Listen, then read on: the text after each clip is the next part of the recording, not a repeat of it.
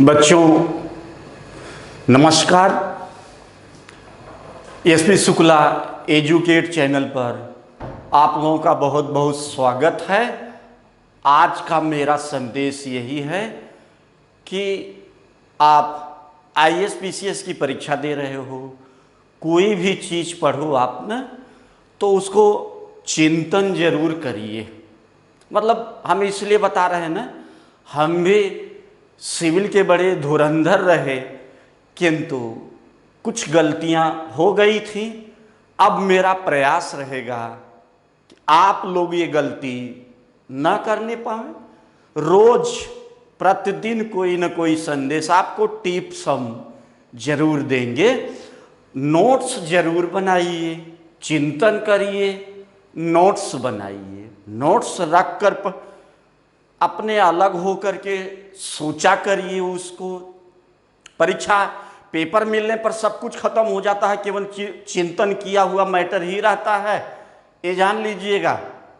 इसलिए 5 घंटा ही पढ़ें, कोई जरूरी नहीं कि हम 18 घंटा पढ़ें।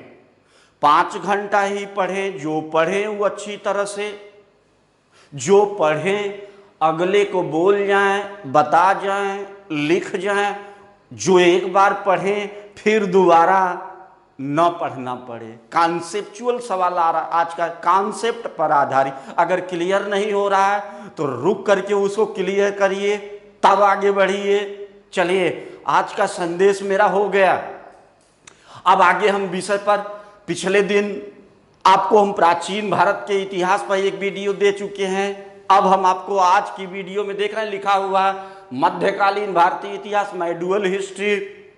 अगली वीडियो आपको मॉडर्न हिस्ट्री, आधुनिक भारत के। चौथी वीडियो साउथ इंडिया, और 5वीं वीडियो आपको हम डेमो, 5वीं वीडियो आपको हम हल करा देंगे। चारों वीडियो से रिलेटेड जो जो प्रश्न आए हैं सब हम आपको हल करा देंगे।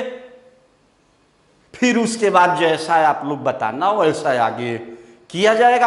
आइए देखिए क्या लिखा हुआ। मध्यकालीन भारतीय इतिहास यहीं से शुरू होता है। इस्लाम का उदय, याद रखिए, यही से कॉन्सेप्ट बनाइए। इस्लाम का भारत पर, अरबों का भारत पर आक्रमण, यानी अरबियों का।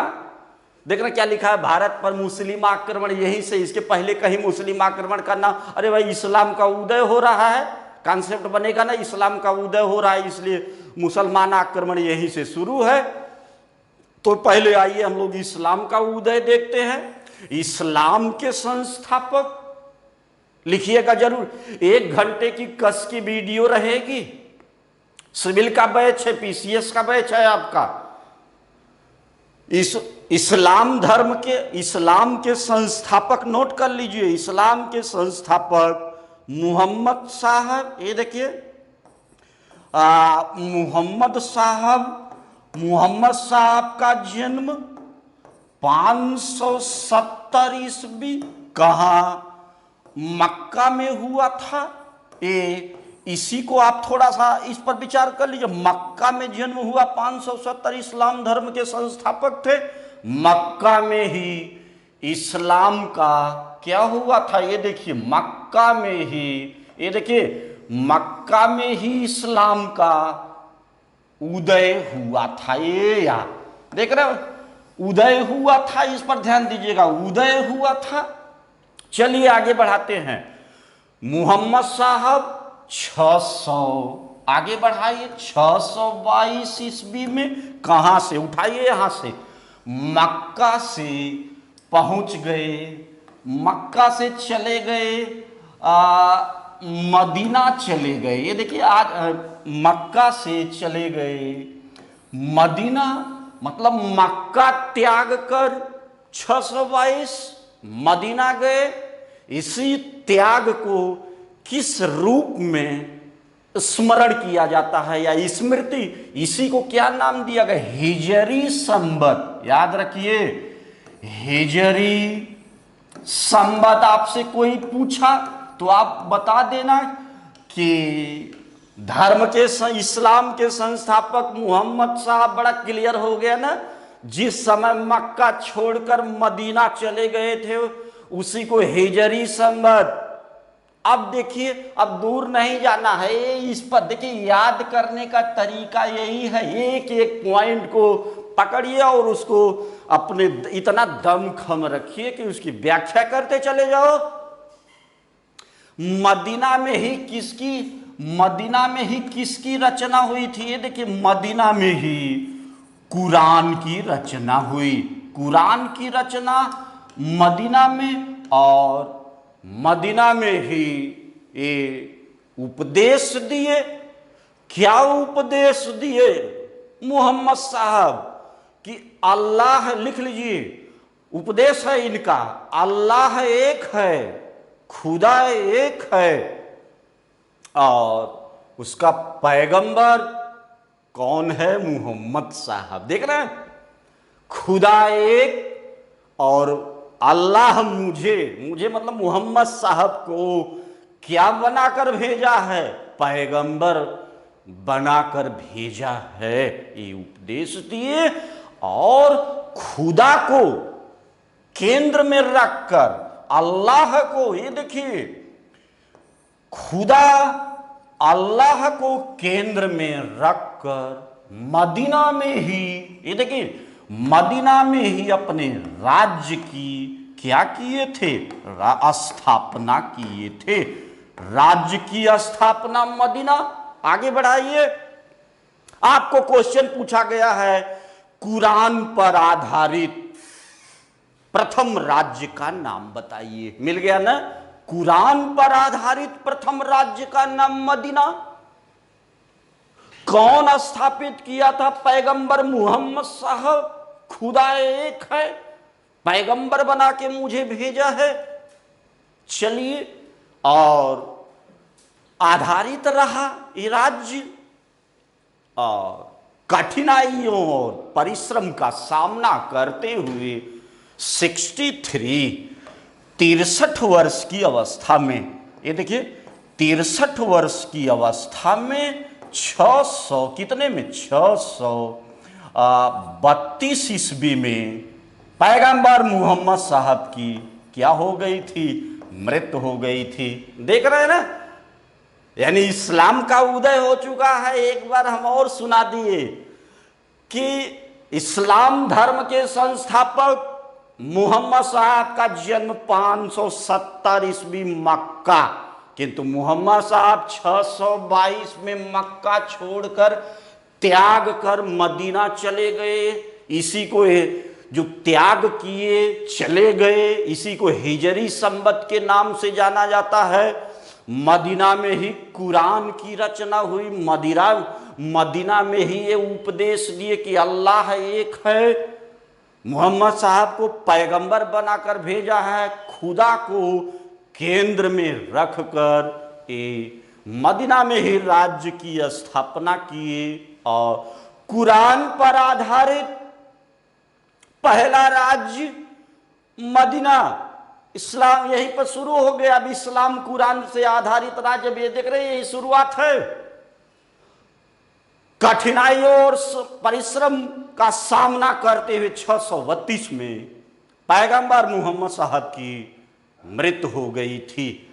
अब हम लोग अरबों का भारत पर आक्रमण, इसको हटा दिए, आगे बढ़िए, ये क्लियर हो गया। यहां दिखा दिए हम लोग अरबों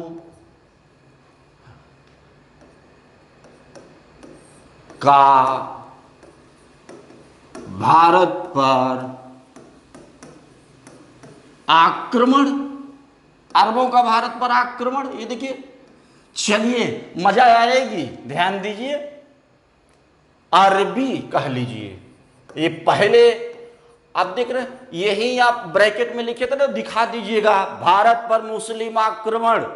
अरबी थे, अरबी क्या नाम है? अरबी मुहम्मद, जानते भी हो आप लोग, अरबी मुहम्मद बिन कासिम, अरबी मोहम्मद बिन। आइए, इसको केंद्र में ले लीजिए, इसी के इर्द गिर्द घूमता रहेगा। जितना हम लेक्चर देंगे याद रहेगा। मोहम्मद बिन कासिम प्रथम 712 ईस्वी में सिंध पंजाब, सिंध के शासक क्या नाम है? सिंध के शासक दाहिर। ब्रैकेट में लिख लीजिए कि दाहिर किसका पुत्र था? चच का पुत्र था। चच का पुत्र था। दाहिर पर ए मोहम्मद बिन कासिम, देख रहे हैं 712 सिंध पंजाब, शासक दाहिर पर आक्रमण। दाहिर लिख लीजिए, दाहिर पराजित हो गया, दाहिर का मर्डर कर दिया गया। ये देखिए, दाहिर का मर्डर हो गया, हत्या। दाहिर हिंदू राजा था, हिंदू राजा लिख लीजिएगा। दाहिर की 2 पुत्रियां थीं। ये देखिए कितना अत्याचार ये लोग करते थे। एक पुत्री का नाम था सूर्य देवी और एक पुत्री का नाम था मरमल। एक पुत्री का नाम था मरमल।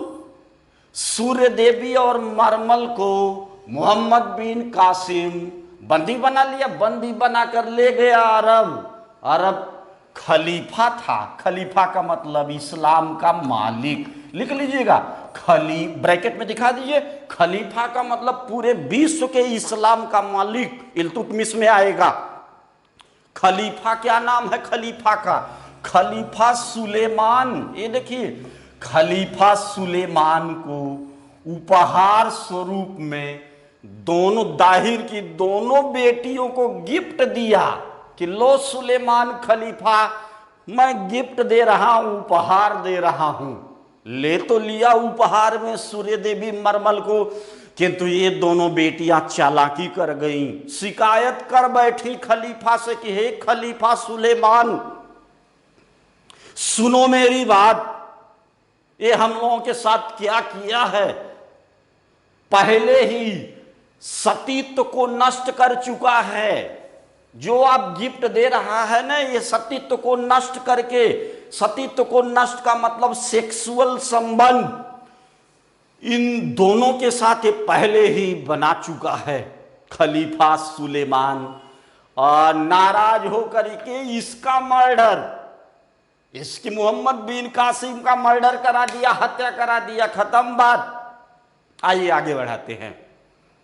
आगे बढ़ाएंगे ना तो मोहम्मद बिन कासिम ही पहली बार सिंधवासियों पर, ये देखिए सिंधवासियों पर कौन सा कर, बड़ा शानदार क्वेश्चन है। यहां से आपको 4-5 जजिया कर लगाया था। अब देख रहे हैं पढ़ने का क्या तरीका है। अगर कहीं जजिया का नाम आया था, ये भी ढूंढ लीजिए कि पूरे इतिहास में कहां कहां जजिया का नाम आया है, अभी बता देते हैं। ये देखिए, पहले तो आप देखो कि सिंधवासियों पर पहली बार मोहम्मद बिन कासिम जजिया कर लगाया था। आप लोगों का पूछना है कि जजिया कर क्या है। जजिया कर में 2 बातें आई हैं, नोट कर लीजिए। पहला है जजिया कर, यह धर्म से जुड़ा हुआ था, एक धार्मिक कर था। ये देखिए, धार्मिक रिलीजन से जुड़ा हुआ। दूसरा था कि जो केवल हिंदुओं से ही लिया जाता था। देख रहे हैं, जो धार्मिक कर था जो केवल हिंदुओं से लिया, मुसलमानों से नहीं ले। जो मुसलमानों से नहीं लिया जाता था, इसका मतलब रिलीजन से जोड़ दिया गया। अब देखिए, ये तो मोहम्मद बिन कासिम किया था। आपसे पूछा गया, अच्छा हिंदुओं से लिया जाता था, किंतु धर्म के नाते, धर्म से जुड़ा होने के नाते ब्राह्मणों को जजिया कर से मुक्त कर दिया गया। मुक्त थे ब्राह्मण, भाई ब्राह्मण देवताओं का डिपार्टमेंट ही धर्म, जो जिस डिपार्टमेंट का रहता है उसको फैसिलिटी मिलती है, तो ब्राह्मण मुक्त थे। अब यहीं से दूसरे शासक पर चले जाइए। आपसे क्वेश्चन बना करके हम बता दे रहे हैं कि कौन ऐसा सुल्तान था इतिहास में जो ब्राह्मणों से भी जजिया कर वसूला था? फिरोज शाह तुगलक। नोट कर लीजिए कि फिरोज शाह तुगलक ब्राह्मणों से भी जजिया कर वसूला था। फिरोज शाह तुगलक कहा था कि ब्राह्मणों को भी नहीं छोड़ूंगा, इनसे भी वसूलूंगा, इनको भी नहीं बख्शूंगा। वसूल लिया फिरोज शाह तुगलक। आगे अकबर 1564 में, नोट कर लीजिए, अकबर में भी बताएंगे, 1564 में जजिया कर को समाप्त कर दिया था अकबर। आगे मुगल में औरंगजेब फिर से जजिया कर को लगा दिया था। और आगे चलकर एक मुगल शासक था जहांदार शाह, जजिया कर को समाप्त कर दिया था। देख रहे हैं, जजिया कर को समाप्त कर दिया था। फिर जजिया कर का नाम, फिर ये याद रखिए, घुमा दीजिए, जजिया कर का नाम नहीं आया। फिर देख रहे हैं ना, क्लियर। फिरोज शाह तुगलक ब्राह्मणों से जजिया कर को वसूला और अकबर 1564 में जजिया कर को समाप्त कर दिया, औरंगजेब जजिया कर को लगा दिया, फिर जहांदार शाह जजिया कर को समाप्त कर दिया। आइए इसमें आपसे क्वेश्चन पूछा गया है, आइए क्वेश्चन बना के बढ़ा दे। क्वेश्चन पूछा गया है क्या कि भारत पर, और भारत कह लीजिए या सिंध भी कह सकते हैं, कि सिंध पर, ये देखिए सिंध पर अरबों के आक्रमण की जानकारी, अरबों के विजय की जानकारी किस ग्रंथ से? चचनामा। अरबी भाषा में लिख लीजिएगा,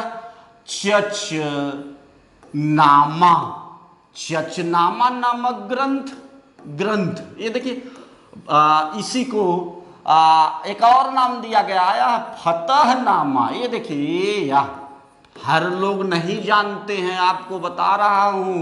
फतहनामा, चचनामा नामक ग्रंथ से सिंध पर अरबों के विजय की जानकारी मिलती है। चचनामा किस भाषा में? अरबी भाषा में, बाद में फारसी भाषा में अनुवाद हुआ।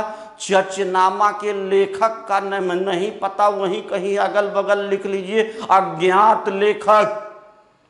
चचनामा अज्ञात लेखक। आइए दो बातें और बता देते हैं कि सिंध क्षेत्र में, ये देखिए कि सिंध क्षेत्र में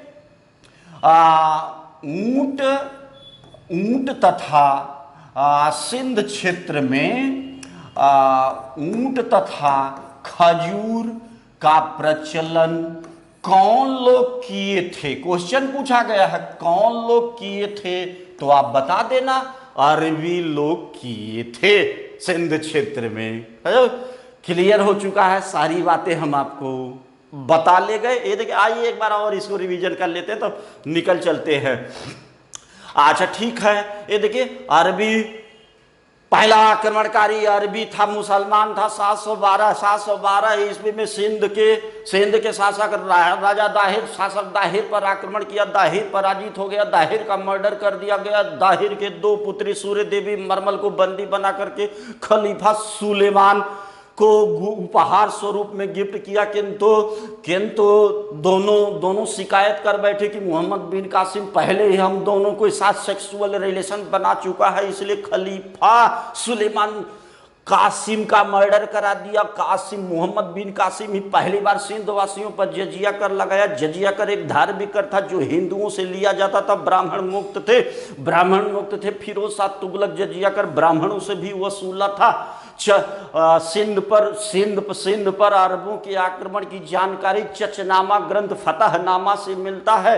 अरबी ही पहली बार सिंध क्षेत्र में ऊंट तथा खजूर का प्रचलन किए थे। अरबी भारत पर पहली बार आक्रमण तो किए थे, किंतु भारत में मुस्लिम सत्ता स्थापित करने, नोट कर लीजिए ये दो लाइन है कि अरबी भारत पर पहली बार आक्रमण तो किए, किंतु लंबे समय तक भारत में मुस्लिम सत्ता स्थापित करने में असफल। लंबे समय तक भारत में मुस्लिम सत्ता स्थापित करने में इनके अधूरे कार्य को कौन पूरा किया था? भारत पर तुर्क आक्रमण। आगे हेडिंग दिखाइए, भारत पर तुर्क आक्रमण, हेडिंग पड़ गई। चलिए देखिए, मुसलमान आक्रमण शुरू हो गया। अब आपकी हेडिंग है कि भारत पर तुर्क आक्रमण। अरबियों के अधूरे कार्य को नोट कर लीजिए, अरबियों के अधूरे कार्य को भारत में तुर्क आक्रमणकारी पूरा किए थे। तुर्क आक्रमणकारी भी बताते हैं, अभी समझा देंगे कि ये लोग कौन थे। पहले तो आप ये दो तीन बातें पहले इनके बारे में जानिए। तुर्क आक्रमणकारी मध्य एशिया, ये देखिए मध्य एशिया ब्रैकेट में ईरान लिख लेना। मध्य एशिया ईरान के मूल निवासी थे। ये देख रहे, मैप देखेंगे तो यही तो जाएगा, भारत से बाहर निकल जाइए। मध्य एशिया ईरान से ये लोग भारत में आए। तुर्क आक्रमण, बड़ा तेज तर्रार थे। तुर्क आक्रमणकारी बिजली की भांति आक्रमण करते थे, लूटपाट करके फिर पीछे हो जाते थे। तुर्क आक्रमणकारी बड़े साहसी थे और अच्छे किस्म के घोड़े रखते थे। मध्य एशिया से ये लोग, अरे भाई ये तो भारत का देखेंगे, पाकिस्तान है, फिर अफगानिस्तान, फिर ईरान है, चले जाएंगे।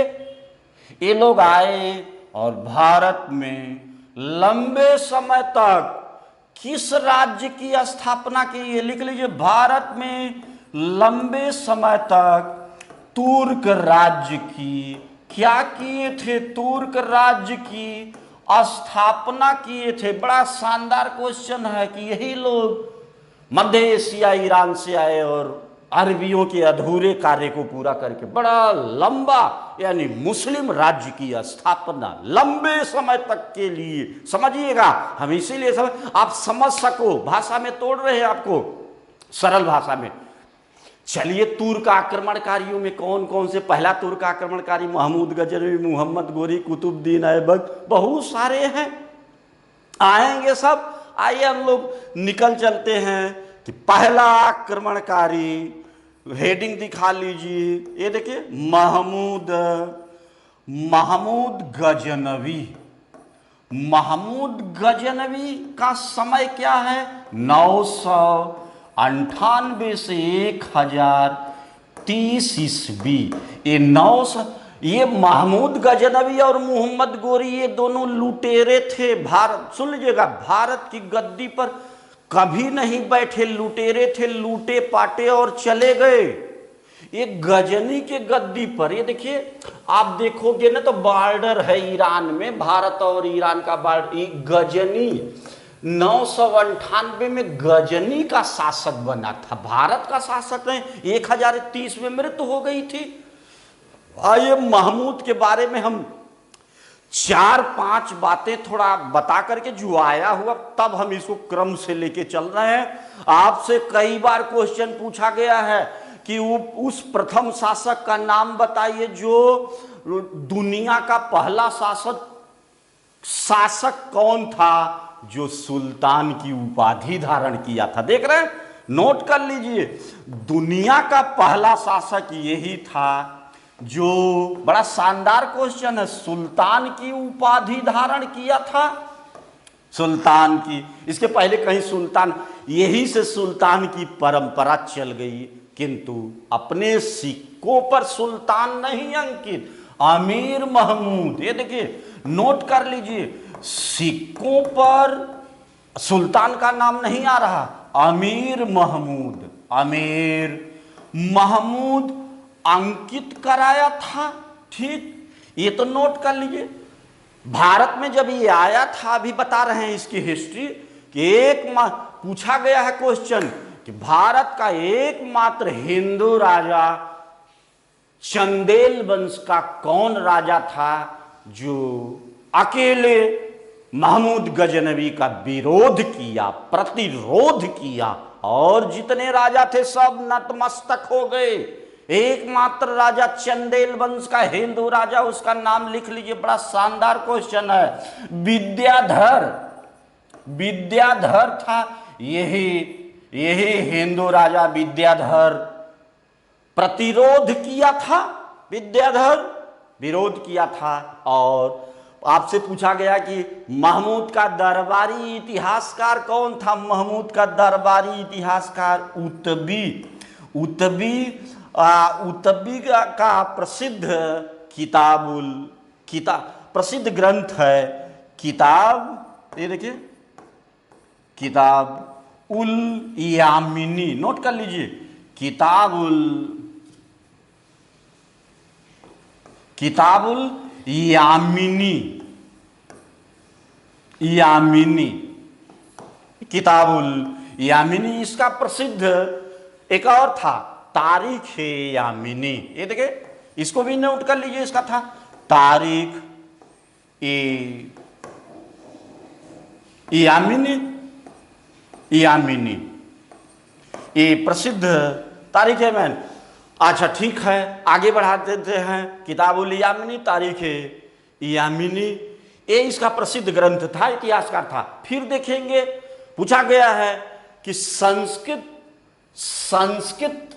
लेख के साथ, ये देखिए संस्कृत लेख के साथ ये चांदी का सिक्का भी ढलवाया था, चांदी का सिक्का चलवाया था। ध्यान रखिएगा, चांदी का सिक्का चलवाया था। और भारत में एक सेना गठित किया था, सेना का नेतृत्व के तिलक नामक हिंदू को दिया था, तिलक नामक हिंदू को दिया था। अब हम इसके बारे में विस्तार से अभी बताने चल रहे हैं। इतना पहले इसको हटा देते हैं कि दुनिया का पहला शासक महमूद गजनवी, जो सुल्तान की उपाधि धारण किया था, किंतु अपने सिक्कों पर अमीर महमूद अंकित कराया था। और एकमात्र हिंदू राजा चंदेल वंश का विद्याधर ही महमूद का विरोध प्रतिरोध इतिहास, दरबारी इतिहासकार उतबी किताबुल यामिनी, तारीख यामिनी इसका प्रसिद्ध ग्रंथ रहा। संस्कृत लेख के साथ महमूद गजनवी चांदी का सिक्का चलवाया था, ढलवा। भारत में एक सेना गठित किया था, सेना का नेतृत्व तिलक नामक हिंदू को दिया था। एक क्लियर हो गया, अभी इसी पे रहेंगे, आगे बढ़ा ले चलते हैं। अब देखिए, महमूद गजनवी का जन्म 1 नवंबर, महमूद चल रहा 1 नवंबर 971 ईस्वी, ये देख रहे हैं 971 ईस्वी में जन्म हुआ था। 998 में गजनी का राजा बना था। 1030 में इसकी क्या हो गई थी, गजनी में ही इसकी क्या हो गई थी, मृत्यु हो गई थी। आइए आगे बढ़ाते हैं, आगे बढ़ाइए। महमूद के साथ कौन सा अरबी यात्री भारत आया था और कब आया था? 11वीं शताब्दी लिख लीजिए कि महमूद गजनवी के साथ 11वीं शताब्दी, नोट करिएगा, आया हुआ क्वेश्चन है। 11वीं शताब्दी में कौन सा? अल बरूनी, आइए, अरबी यात्री अल बरूनी आया था 11वीं, देख रहे हैं हम लिख रहे हैं ना, आया हुआ है 11वीं शताब्दी में। अल बरूनी पे कुछ टाइम रुक जाइए कि अल बरूनी मुसलमान तो था किंतु संस्कृत का विद्वान था। 2-3 बातें लीजिए। अल बरूनी संस्कृत का विद्वान था, नोट कर लीजिए। और हमारा हिंदू ग्रंथ आएगा, आप हिंदू ग्रंथ पुराणों का अध्ययन करने वाला पहला मुसलमान का नाम बताओ। क्वेश्चन आया है, हिंदू ग्रंथ पुराणों का अध्ययन करने वाला पहला मुसलमान अल बरूनी। टेक्नामेंट्री, त्रिकोणमिति का विशेषज्ञ था। 3 बातें बताए ना, अल बरूनी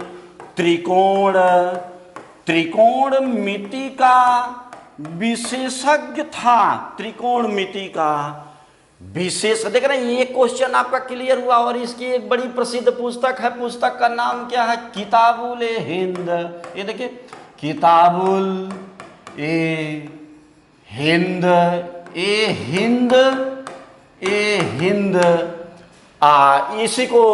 इसी को अथवा लगा लीजिए, तहकीके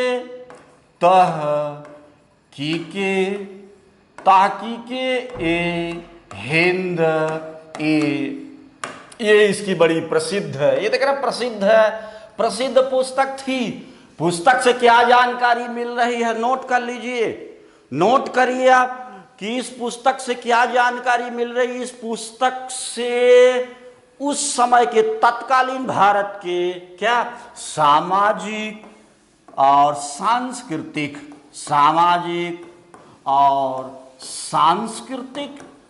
तत्कालीन भारत के सामाजिक और सांस्कृतिक इतिहास स्थितियों की जानकारी किस पुस्तक से? किताबुल हिंद। एक क्लियर हो गया, इतना क्लियर कर दिए हैं आपका हम। कि अरबी अरबी या, अच्छा अब देखिएगा, अब क्या कहा जा रहा है कि बड़ा प्रसिद्ध विद्वान था, विद्वान का नाम था, विद्वान का नाम था फिरदौसी। महमूद गजनवी के दरबार में रहकर किस ग्रंथ की रचना किया था? तो आप बताना। शाहनामा नामक ग्रंथ की रचना किया था। फिरदौसी को फारसी का होमर भी कहा गया है, फिरदौसी को फारसी का होमर भी कहा गया है। देख रहे हैं बोर्ड आपका कंप्लीट हो चुका है, एक बार सुन करके निकल चलिए। महमूद गजनवी का जन्म 1 नवंबर 971 गजनी के गद्दी पर 998 1030 में इसकी मृत्यु हुई थी। महमूद के साथ अरबी अलवरनी भारत आया। संस्कृत का विद्वान, पुराणों का अध्ययन करने वाला पहला मुसलमान, त्रिकोणमिति का विशेषज्ञ था। अलवरनी का प्रसिद्ध ग्रंथ किताबुल हिंद तहकीके हिंद से तत्कालीन भारत के सामाजिक और सांस्कृतिक स्थितियों की जानकारी मिल रही थी। प्रसिद्ध विद्वान फिरदौसी महमूद के दरबार में रहकर शाहनामा नामक ग्रंथ की रचना किया। फिरदौसी को फारसी का होमर, आइए हटा देते हैं इसको, अभी महमूद गजनवी ही देखना, महमूद गजनवी में ही रहना है, आगे बढ़ा दीजिए। महमूद गजनवी 17 बार भारत पर आक्रमण किया। आपका कहना है कि इसके आक्रमण का उद्देश्य क्या था? तो आक्रमण का उद्देश्य लुटेरा था। जानिएगा, महमूद का पहला उद्देश्य क्या था कि भारत के हिंदू राजाओं का सफाया। ये देखिए, भारत में जितने हिंदू राजा हैं सबका सफाया। अगर सफाया, देखिए पहला उद्देश्य। दूसरा उद्देश्य था कि भारत को किस राज्य में? इस्लाम राज्य में कन्वर्ट कर देना है, इस्लाम राज्य में परिवर्तित, भारत को इस्लाम राज्य में परिवर्तित कर देना है। और तीसरा उद्देश्य है कि भारत के अपार संपदा को लूट लेना है, भारत के अपार संपदा को लूटना तीसरा उद्देश्य था। अपार संपदा को लूटना तीसरा उद्देश्य रहा। ये देखिए, लूटना तीसरा, देख रहे हैं, इसका उद्देश्य ही था क्या कि सबसे पहले जितने हिंदू राजा हैं सबका सफाया कर दो। सफाया कर दोगे तो अपने आप इंडिया किस राज्य में कन्वर्ट हो जाएगा? इस्लाम में। जब इस्लाम में कन्वर्ट हो जाएगा तो अपने आप इंडिया का जो अपार संपदा है कहां चला जाएगा? ईरान, मध्य एशिया, गजनी उठा लिया जाएगा।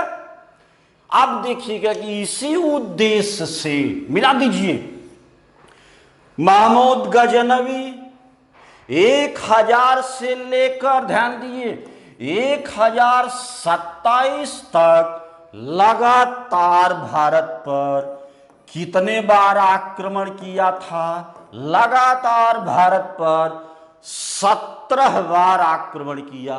पहला आक्रमण 1000 सीमा क्षेत्र, सीमा का मतलब वही सिंध क्षेत्र, सिंध क्षेत्र पर पहला आक्रमण किया था। छोटा मोटा आक्रमण रहा, किंतु 1000, ध्यान दीजिए, 1001 ईस्वी में बड़ा प्रसिद्ध हिंदू शाही, ये देखिएगा, हिंदू राज शाही वंश, ये भी पूछा गया है। हिंदू शाही वंश का राजा क्या नाम है? जयपाल। जयपाल पर आक्रमण किया। ध्यान दीजिए, आइए यहां थोड़ा सा रुकते हैं। जयपाल पर आक्रमण किया। अच्छा, हिंदू शाही वंश, कई बार पूछा गया कि जयपाल किस वंश का था? हिंदू शाही वंश का था। हिंदू शाही वंश की राजधानी कहां थी? तो आप बताएंगे उद्भांडपुर। नोट कर लीजिए, हिंदू शाही राजाओं की राजधानी उद्भांडपुर। हिंदू शाही उद्भांडपुर, लास्ट में र लगा है, ये नोट कर लीजिए। अब इसको आगे हम बढ़ाते हैं। जयपाल पर आक्रमण किया, जयपाल त्रस्त हो गया, बहुत परेशान हो गया। अच्छा, एक चीज और आपसे क्वेश्चन पूछा गया है, कैसे क्वेश्चन पूछा गया है कि प्रथम तुर्क आक्रमणकारी कौन था। तुर्कों में तो पहला ये महमूद गजनवी, किंतु अरे भाई बॉर्डर है, ईरान है, इधर भारत है, इधर ईरान। तो महमूद गजनवी का पिता कौन था, ध्यान दीजिए। महमूद गजनवी का पिता बड़ा खतरनाक किस्म का था, सुबुक्तगीन था। ये देखिए, पिता महमूद का पिता सुबुक्तगीन महमूद के पहले ही किस राजा पर आक्रमण कर चुका था, जयपाल पर आक्रमण कर चुका था। तो हमारे प्रश्नों का जवाब मिल चुका है कि नोट कर लीजिए, प्रथम तुर्क आक्रमणकारी सुबुक्तगीन आक्रमण किया था, ठीक है, परेशान हो चुका है। पिता के बाद पुत्र भी आक्रमण किया, हार गया, जयपाल हार गया, अपने आप को अपमानित महसूस किया कि अरे यार ये सब हमको त्रस्त कर चुके हैं, हराते हराते जीना ही व्यर्थ है। इसलिए चिता बनाया, तो स्वनिर्मित चिता, नोट कर लीजिए, अपने हाथ से चिता बनाया, जलने जा रहा है। जयपाल स्वनिर्मित चिता पर क्या कर लिया, ये देखिए आत्मदाह कर लिया, यानी आत्महत्या कर लीजिए, आत्महत्या कर लिया। महमूद जयपाल के पुत्र आनंदपाल को कौन पराजित किया था, यही था महमूद गजनवी। जयपाल के पुत्र आनंद, नोट कर लीजिए, आया हुआ है, आनंदपाल को किस नदी के किनारे, झेलम नदी के किनारे पराजित किया था। ये तो आपका क्लियर हो गया, इतना हम लोग क्लियर। चलिए ये 1001 17-12 आक्रमण, एक पहला आक्रमण सिंध, ईस्वी 1001 ईस्वी में हिंदू साहिब जयपाल पर आक्रमण, इसके पहले ही इसका पिता सुबुक्तगीन जयपाल पर आक्रमण। सुबुक्तगीन पहला तुर्क आक्रमणकारी था, जयपाल अपमानित होकर आत्मदाह स्वनिर्मित, और झेलम नदी के किनारे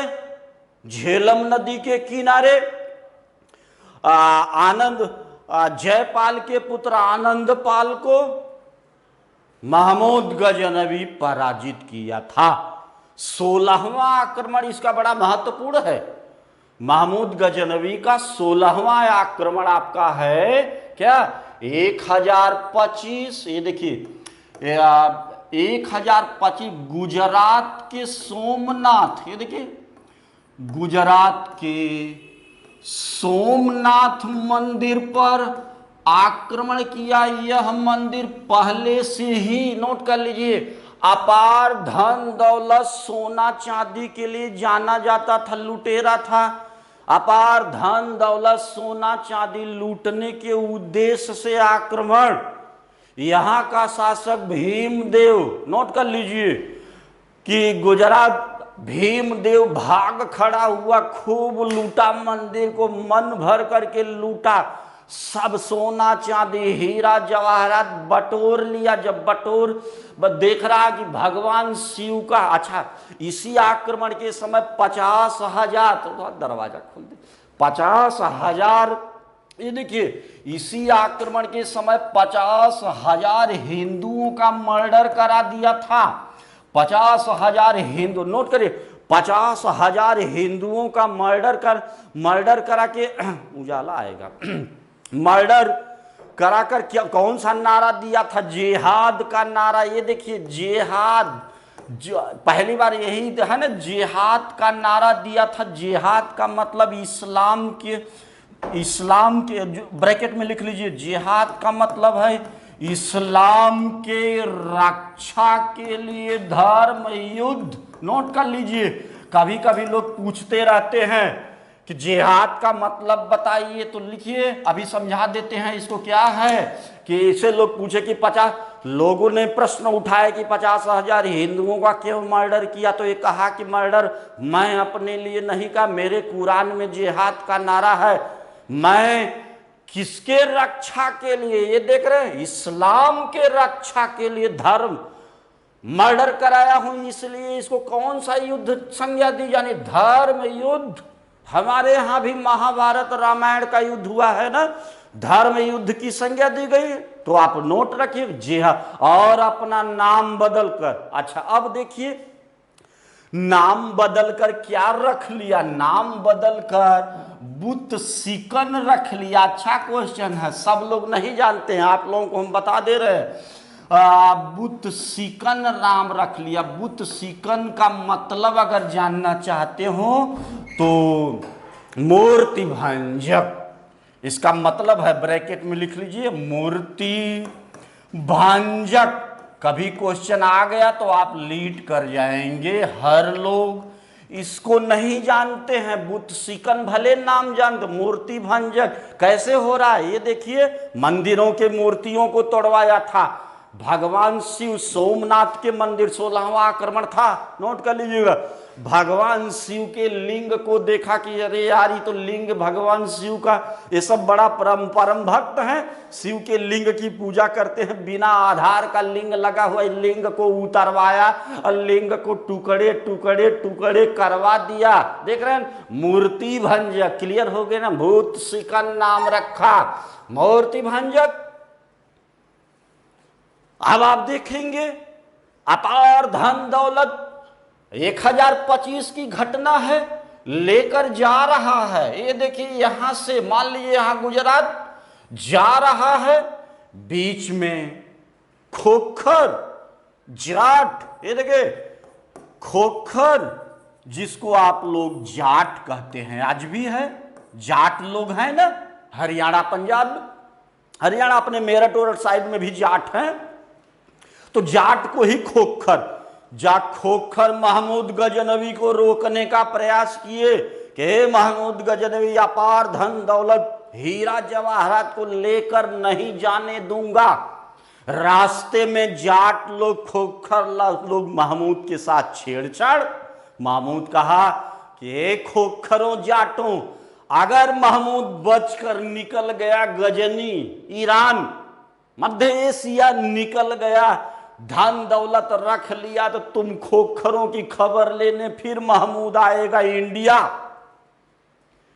संयोग देखिए, लक साथ दिया इसका, निकल गया, चला गया, फिर आया, रख लिया धन दौलत 1000, ये देखिए 1027 ईस्वी में फिर लौटा।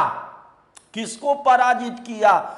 खोखरों को। ये देखिए खोखरों को पराजित किया, खोखर पराजित हो गए और चला गया। कहां चला गया? ये गजनी ईरान। ये देखिए गजनी ईरान चला गया। आप समझ लीजिए कि अभी इसी के बाद क्या होगा। गजनी ईरान चला गया। अच्छा अभी बताते हैं फिर अब क्या हुआ। सिंध, ये देखिए सिंध, पंजाब और मुल्तान, ये देखिए सिंध भारत में है। इन तीनों को क्या किया जानते हैं? गजनी में मिला दिया। ये है ना गजनी, एक गजनी इधर से हटा के इधर कर दिया। इसके राज्य में तीनों आ गए। अब क्या हो रहा है? आपसे कई बार क्वेश्चन पूछा गया, क्रम से मिलाइए कहां कहां। एक नंबर जो आपको क्रम से आया, देख रहे, पूछा गया कि मुल्तान पर कब आक्रमण किया था, तो ये बता दीजिएगा 1006 में मुल्तान पर। आपसे पूछा गया कि थानेश्वर पर कब आक्रमण किया था, तो आप बता देना 1213। 1012-13 में थानेश्वर पर आक्रमण किया था। फिर आपसे पूछा जा रहा है, ये तो 6 है, फिर आपसे पूछा गया है काश्मीर पर, तीसरा काश्मीर पर कब आक्रमण किया था, तो आप बता देना काश्मीर पर 1014 में आक्रमण किया था।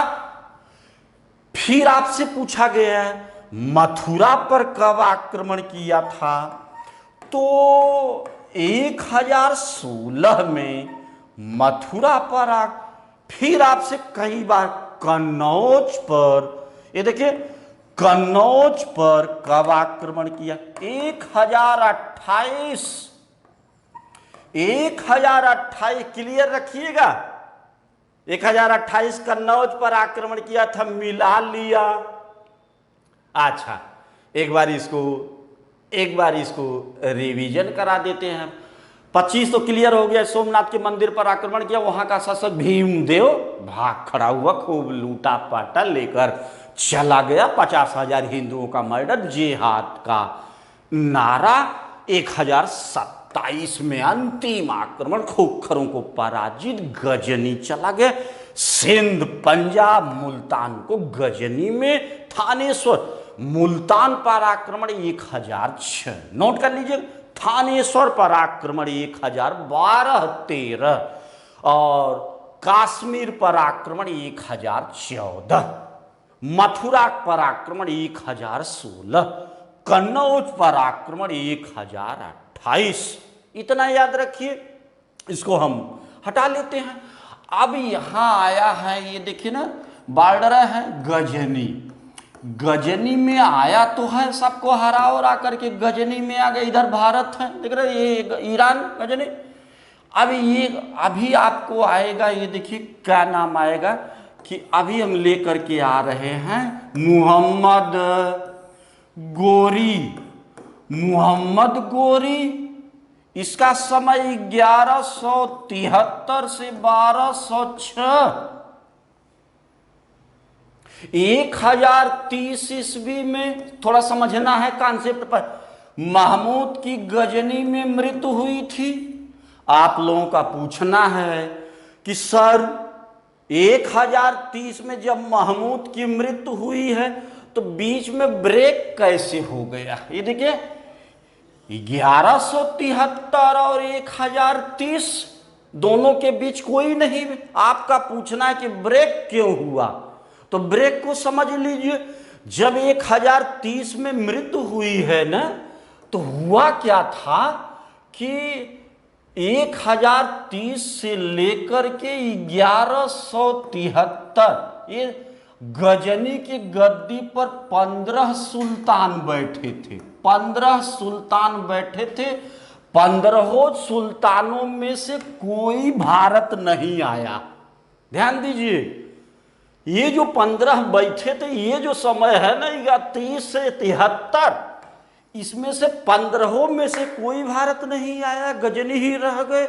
जब कोई भारत ही नहीं आया तो भारत से इनका कोई हिस्ट्री नहीं जुड़ पाई, तो हम जबरदस्ती तो गजनी की हिस्ट्री पढ़ेंगे नहीं, कुल मिला के कोई नहीं। अब आप देखोगे वहीं पर गजनी के बगल में ही ईरान में कौन सा राज्य था? गोर राज्य था। गोर राज्य क्या हुआ कि गजनी, ये देखिए गजनी और गोर में क्या था? पुश्तैनी दुश्मनी चली आ। धीरे धीरे क्या हुआ कि गोर राज्य वाले गजनी पर कब्जा कर लिए। अब गोर और गजनी एक हो गया। इसी गोर राज्य से कौन निकला? ये देखिए, इसी गोर राज्य से कौन निकला? मुहम्मद गोरी आ गया इंडिया। गोर राज्य से दोनों में चली रहा है संघर्ष। निकला उधर से, भागते आ गया इंडिया। अब इंडिया आ गया तो यही से इतिहास जोड़ दिया जाए, बीच में कोई आया ही नहीं था। जो ब्रेक आपको दिख रहा है कॉन्सेप्ट पर आधारित है। कभी किसी से पूछ लीजिए कि आखिर ब्रेक क्यों है। मुहम्मद गोरी गोर राज्य का था, आया तो था इतने में, आक्रमण करने जा रहा है। ये देखिए 1100 यही पढ़ा के आप लोगों को इस वीडियो में हम लोगों का मोहम्मद गोरी। इसके बाद जब फिर बाद में पढ़ाएंगे तो दिल्ली सल्तनत, ये कंप्लीट कर देते हैं मोहम्मद गोरी को आज के लेक्चर में। अब देखिए क्या हो रहा। 1175 में मोहम्मद गोरी मुल्तान, नोट कर लीजिए, मुल्तान के करमाथी जाति के मुसलमानों को बड़े ही आसानी से पराजित कर दिया। कॉन्फिडेंस बढ़ गया। नोट करिए 1175 में मोहम्मद गोरी मुल्तान के करमाथी जाति के मुसलमानों को बड़े ही आसानी से पराजित कर दिया। आत्मविश्वास बढ़ा, कॉन्फिडेंस बढ़ा। 1182 बढ़ाया आगे। अब देखिए 1178 में मोहम्मद गोरी गुजरात के बड़ा दबंग किस्म का राजा है, मूलराज द्वितीय। ये देखिए मूलराज सेकेंड, इसका दूसरा, इसको भीम द्वितीय के नाम से भी जाना जाता है।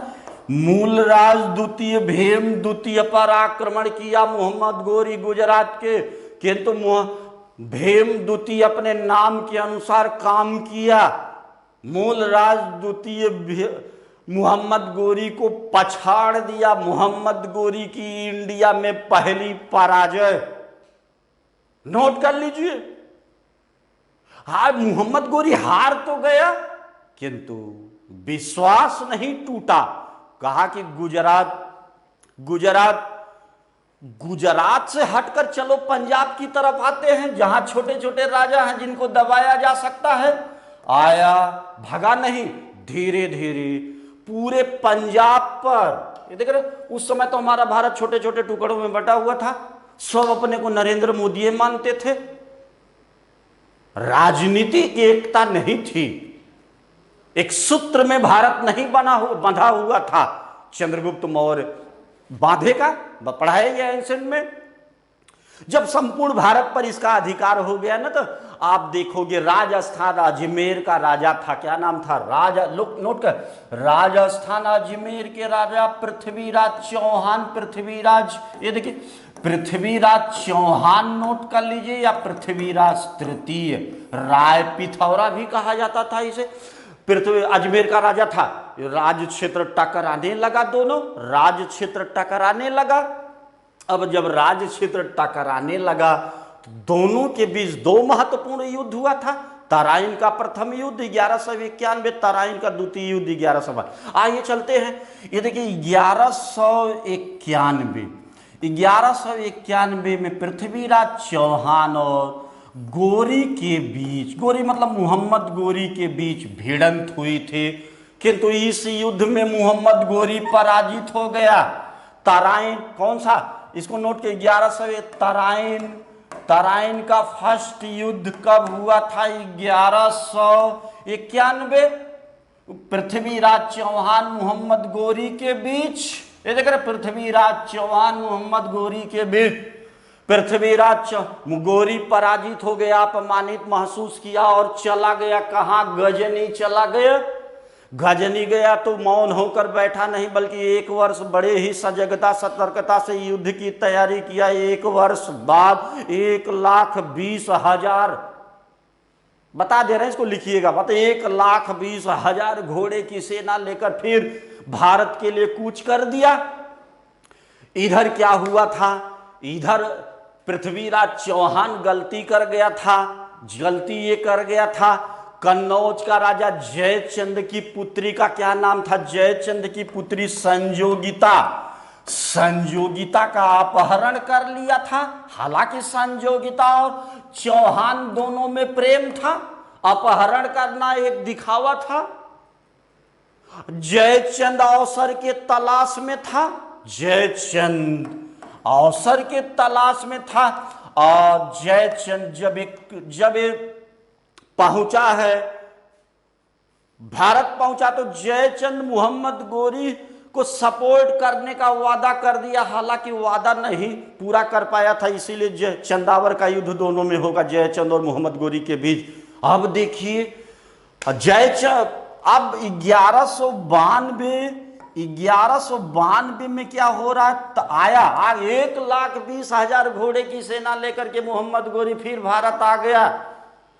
तराइन का सेकेंड युद्ध होने जा रहा है। तराइन का सेकेंड युद्ध, भारत आकर के संदेश भेजवाया था मोहम्मद गोरी के, हे पृथ्वीराज, इस्लाम धर्म स्वीकार कर लो, इसी में तेरी भलाई है। पृथ्वीराज पलट करके जवाब दिया था कि हे मोहम्मद गोरी जी, जिस रास्ते आया है उसी रास्ते वापस हो जा, इसी में तेरी भलाई। दोनों एक दूसरे को चुनौती देते देते फिर आ गए तराइन के मैदान में। फिर मोहम्मद गोरी और पृथ्वीराज चौहान के बीच युद्ध हुआ। इस युद्ध में मोहम्मद गोरी की सेना भारी पड़ने लगी। पृथ्वीराज चौहान पीछे मुड़ा और भागने लगा, भागते भागते जानते हैं हरियाणा के सुरसती नदी, ये देखिए हरियाणा के सुरसती नदी के किनारे पृथ्वीराज चौहान को मोहम्मद गोरी की सेना बंदी बना लिया और लेकर फिर आई।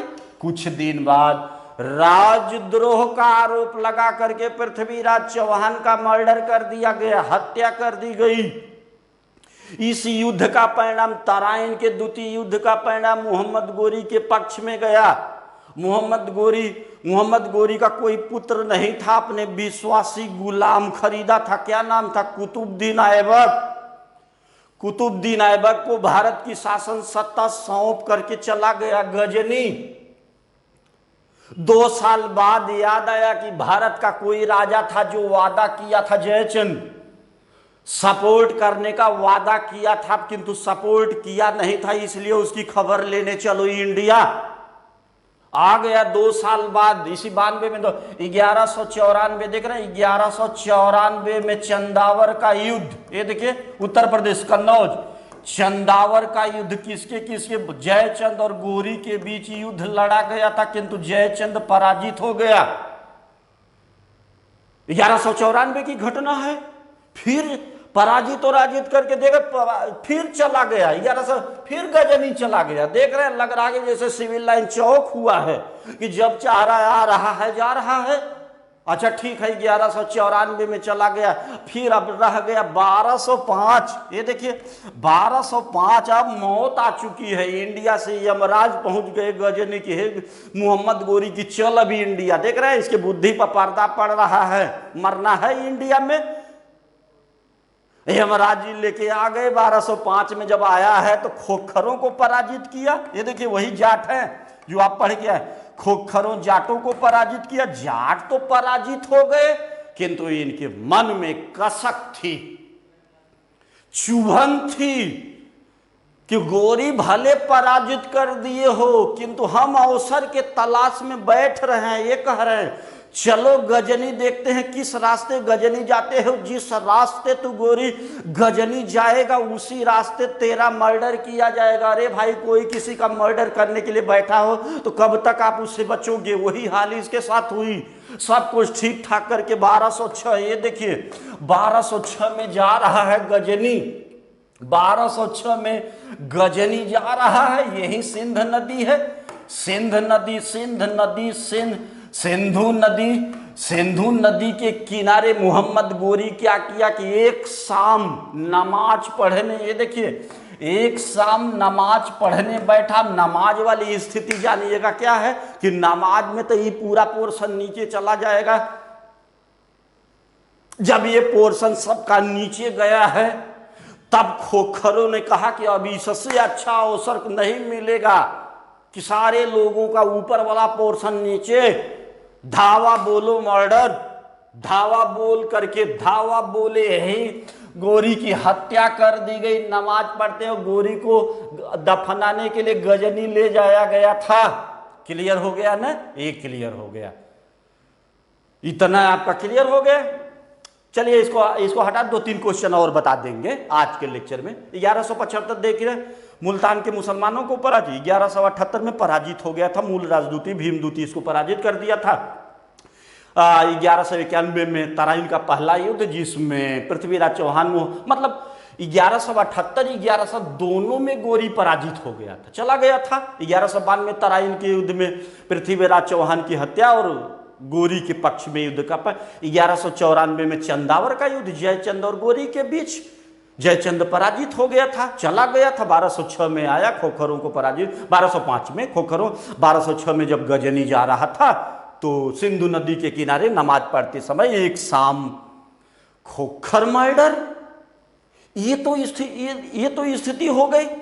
अब आप मोहम्मद गोरी जो सिक्का ढलवाया था, तो सिक्का के एक तरफ कलमा खुदवाया, मुस्लिम परिवार में होता था ना, कलमा खुदवाया था, दूसरी तरफ देवी, देख रहे हैं, अच्छा क्वेश्चन है, नोट कर, देवी लक्ष्मी की आकृति को अंकित कराया था। सिक्का अंकित कराया था। सिक्का पता नहीं है कि नहीं, दोनों तरफ, एक तरफ कलमा और दूसरी तरफ देवी लक्ष्मी जिसकी हम लोग को अंकित कराया था। इसका एक दास था। दास का क्या नाम था?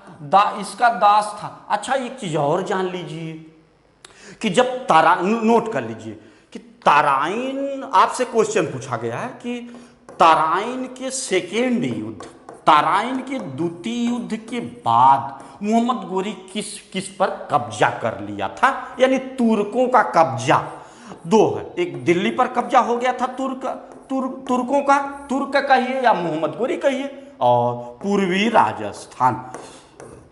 राजस्थान, ये देखिए, ये फिर आपसे ये नोट कर, फिर आपसे पूछा गया है कि मोहम्मद गोरी अपने किस दास को बिहार और बंगाल, देख रहे हैं, बिहार और बंगाल पर आक्रमण करने के लिए भेजा था। उस दास का क्या नाम था? बख्तियार खिलजी। नोट, बख्तियार खिलजी, बख्तियार खिलजी को भेजा था। बख्तियार खिलजी ये बिहार और बंगाल पर आक्रमण करने के लिए भेजा था, पहुंचा और उदंतपुर, राजधानी उदंत, ये देखें, राजधानी उदंतपुर पर कब्जा, ये राजधानी थी बिहार और बंगाल, उदंतपुर कब्जा करके लखनऊती, ये देखें, लखनऊती को अपनी राजधानी बना लिया था। ये बख्तियार खिलजी अपनी राजधानी बना लिया था। ये बख्तियार खिलजी, बाद में क्या पूछा गया, बख्तियार खिलजी का मर्डर कौन किया था? बंगाल का एक शासक था अली मर्दान, ये जो है बख्तियार खिलजी का क्या कर दिया था? मर्डर कर दिया था। क्लियर हो गया है ना? तराइन के द्वितीय पूरे दिल्ली और राजस्थान पर कब्जा कर लिया था। सिखों पर देवी लक्ष्मी कलमा, दास बख्तियार खिलजी बिहार और बंगाल पर आक्रमण के लिए भेजा था। बख्तियार खिलजी राजधानी उदंतपुर पर कब्जा करके बख्तियार खिलजी लखनऊती को अपनी राजधानी बनाया। बाद में बंगाल का शासक अली मर्दान बख्तियार खिलजी का मर्डर, देख रहे हैं ना? खूब तो पढ़ाए, आपको लमसम 1 घंटा इस्लाम का उदय, मोहम्मद बिन कासिम, महमूद गजनवी और मोहम्मद गोरी। चलिए फिर अगली वीडियो हम मॉडर्न हिस्ट्री। धन्यवाद बच्चों, नमस्ते।